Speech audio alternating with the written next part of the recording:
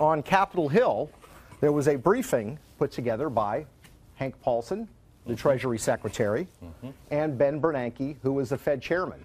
Now, they had a series of briefings and meetings with congressional leaders.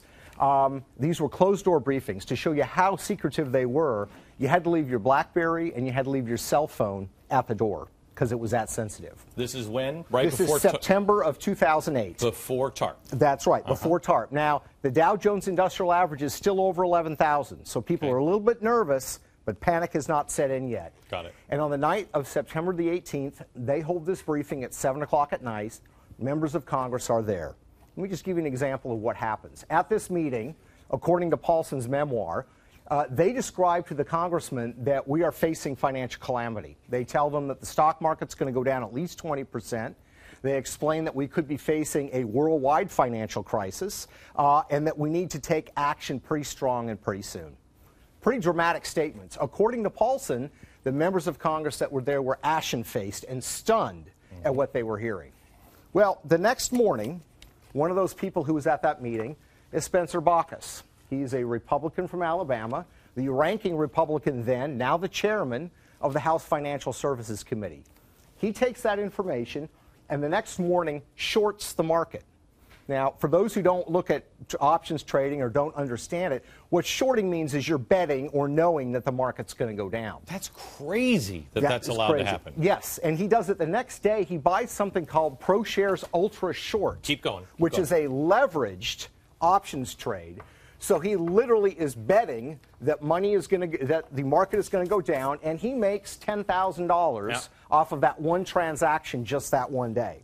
Now, Spencer Bachus is not alone. He's not the only one who's at that meeting. And there are 10 people at that meeting who end up... Why don't you hand me the whole stack? I'll get the whole stack. You keep going. All right. I'll hold the stack. There are 10 members of Congress and Senate who are at those meetings, and a lot of those end up selling a lot of their shares based on this private briefing they got.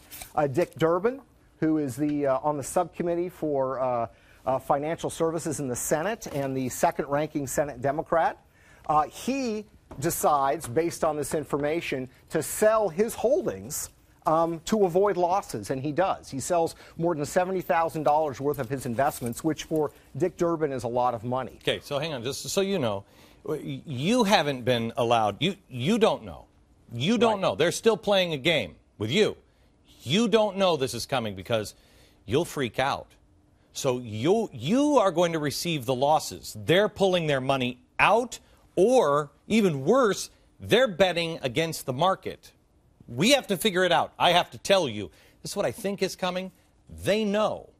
Okay. That's a great point, Glenn, because right now, while they're doing this, the Dow is over 11,000. In a month, it's going to be down to 8,000. My gosh. And a lot of these guys have gotten out of the market or shorted the market, and they're actually making money on this calamity. Now, here's what's interesting about what Durbin does. He takes and sells his shares in stock, and then a few days later, he buys shares in Berkshire Hathaway. Berkshire Hathaway is the investment fund that is run by Warren Buffett. This is an interesting purchase because he buys this on September the 21st. The next day, on September the 22nd, it's publicly announced that Berkshire Hathaway is buying a big stake in Goldman Sachs. And, of course, Goldman Sachs gets a... Who did this? This is Dick Durbin. Dick Durbin sells all his shares, and then on September the 21st buys Berkshire Hathaway stock, and then the next day Goldman Sachs is purchased in part. Any doubt in your mind that... No. None whatsoever. And they get a 10% dividend. So he's made a great timed bet, getting out of the market and then making the right decision and buying Berkshire Hathaway. Who would ever want to lose this job? You wouldn't want to. You would never want to lose this That's job because right. it's all legal. That's exactly right. Right. And this is why they stay in there and they never get out because and then nobody ever stands against it because everybody else, they know I'm never going to change the law. That's right. I'm never going to get these guys to vote against any of this crap. Yeah. And everybody else is doing it. Who has the character? Can you name, is there one person that has the character that you have seen that is not playing this game? There are some members of Congress that, out of principle, don't trade stock. Michelle Bachmann does not trade stock, for example. Ron Paul is not an active or aggressive stock trader. There are people in both parties that don't do it. Good. But there's nothing illegal in doing this. I know. And here's what's frightening. There was a study done, Glenn, where they looked at 6,000 stock trades by senators.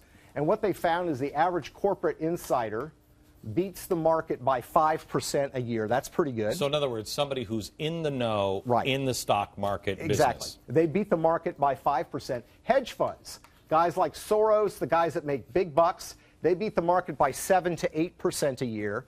United States senators beat the market by 12% a year. So either they're a lot more brilliant than we ever give them credit for, and we know that's not true. They're dumb as a box of rocks. So there's something fishy going on. Now, they weren't the only ones that did it. We had a gentleman named John Kerry, and his wife, of course, are very wealthy, also make some interesting well-timed trades. After the market drops, they buy shares in Citigroup in October. What's interesting about this is they buy them literally a couple of days before it's publicly announced that Citigroup is going to get $50 billion worth of bailout money. You can imagine what the stock of Citigroup did on that knowledge. And there were numerous other financial transactions. So when he bought it, it's all on the way down because everybody's like, I don't know what's going to survive. No, everybody's getting out of, what was Citigroup out at a share?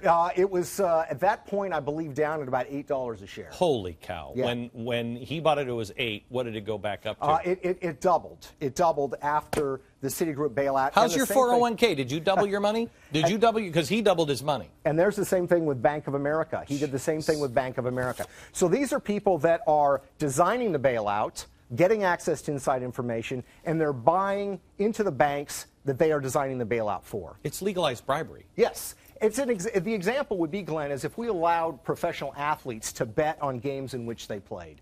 We never let them do that. But this is far worse than that, and it goes on all the time. Claire McCaskill does the same thing. She joins Senator Durbin in buying Berkshire Hathaway stock at a very well-timed case. So this just gives you a nutshell of what happened in 2008 during the financial crisis. How much time do we have here, Tiffany? Could we do the Obamacare and the other, or should we go to Soros? How much time do we have?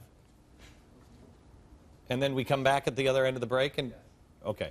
So we have 3 minutes here, and then we come back to the break and we have some more time. Okay. So should we go to Obamacare now? Let's go Obamacare now. Yes. And let me get the, you start on Obamacare, and Matt, will you turn that here?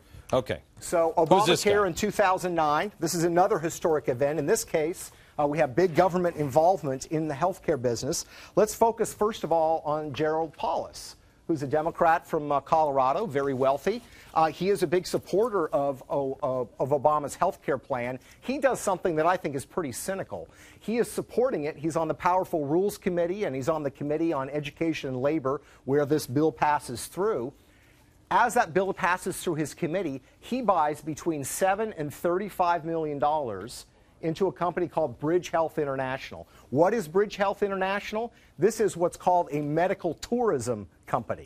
And by that, we mean this is a company that if you want to get a surgery done in Costa Rica... You've got to be kidding me. No. And they were all perceived as big winners in Obamacare. The medical tourism industry loved Obamacare. So talk about a cynical play. He's pushing the Obamacare legislation. That will drive Americans out of this country to go get better health care elsewhere. And he's ready to profit. He's ready to profit at it.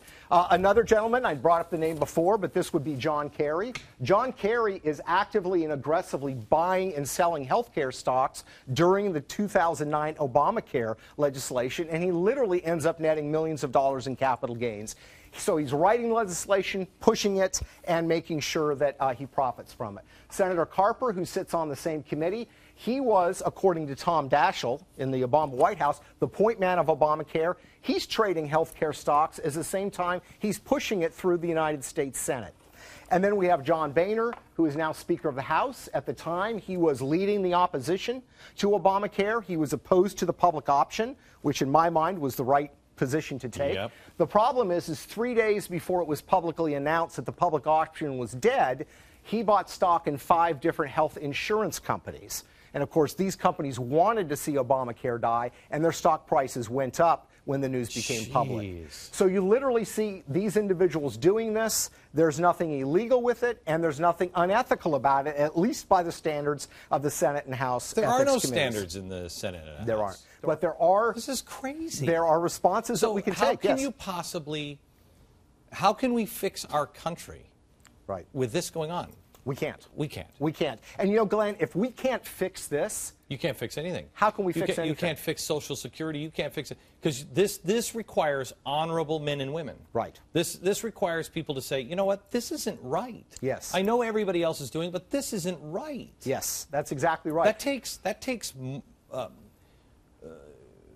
moral fortitude or intestinal fortitude of Washington or Lincoln proportion, and these guys aren't capable of this. Yeah, you know, Thomas Jefferson said in 1807 when he left public life, I have the honor of leaving with my hands as clean as empty as when I entered. I'm not sure there are many people in Washington that can say that today. GBTV. The truth lives here.